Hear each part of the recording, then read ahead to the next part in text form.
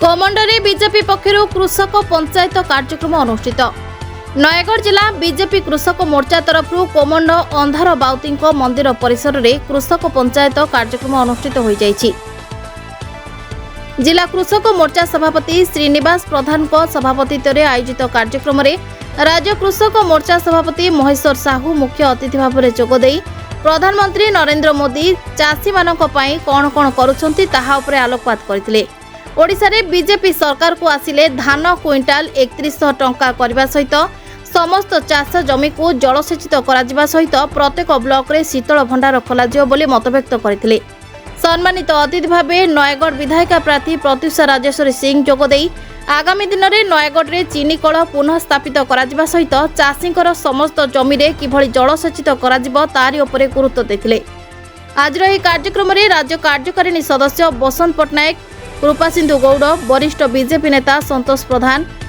निसीर अहमद प्रमुखों सहित अनेक महिला पुरुष चाषी यह कार्यक्रम में अंशग्रहण करथिले।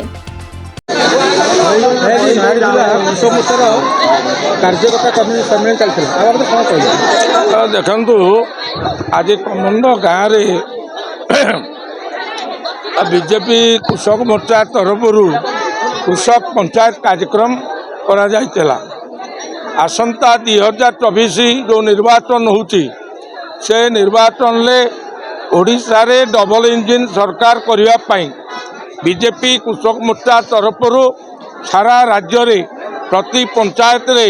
कृषक पंचायत करा जाउछि एवं नरेंद्र भाई मोदी प्रधानमंत्री जो 10 वर्ष शासन काल रे जो कृषक कल्याणकारी योजना मान हेइछि प्रणयन हेइछि ता समस्त चाषी भाई मान को अवगत कराउछि एवं 25 वर्षर ओडिशा रे नवीन पट्टनायक शासन रे कृषक मारण नीति एवं शोषण नारी निर्यातना एवं दुर्नीति भ्रष्टाचार आईन श्रृंखला परिस्थिति बाबद ए कृषक पंचायत रे चाषी मान को अवगत करा जाउछि। देखो मुद्दा तो पूरा सारा ओडिशा पाई अच्छी एतुरु नयागढ़ भी बाद जीव ना एटी आमर नयागढ़ रे जो बंद है जो कृषि भित्तिक शिल्प जो चीनी कल बंद अच्छी तार पुनरुद्धार हम एवं नयागढ़वासी दीर्घ दिन जो एटी जल जो प्रकल्प जो नदी बंध वृत्तंग जो नदी बंध योजना ताकू भारतीय जनता पार्टी सरकार आसिले ताकू कार्यकारी करिवो एवं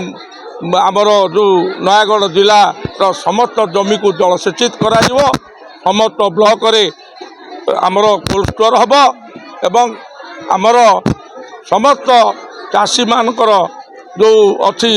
अभाव असुविधा बीजेपी सरकार आसिला परे ता निश्चित भाव में दूर हम। आज जो नयागढ़ जिला कृषक मोर्चा जो कार्यकर्ता मान बैठक चलती नयागढ़ कृषक मान का अन्य समस्या रही आसी आमे समस्त कृषक मान का सशक्तिकरण पाई मीटिंग करुथिले। मोर लक्ष्य अच्छी कृषक मान को सशक्त करिबा पाई मो पूरा चेष्टा करूची और करेबी। नयगढ़ जिलूर प्रशांत कुमार प्रधान को रिपोर्ट प्रतीक्षा न्यूज।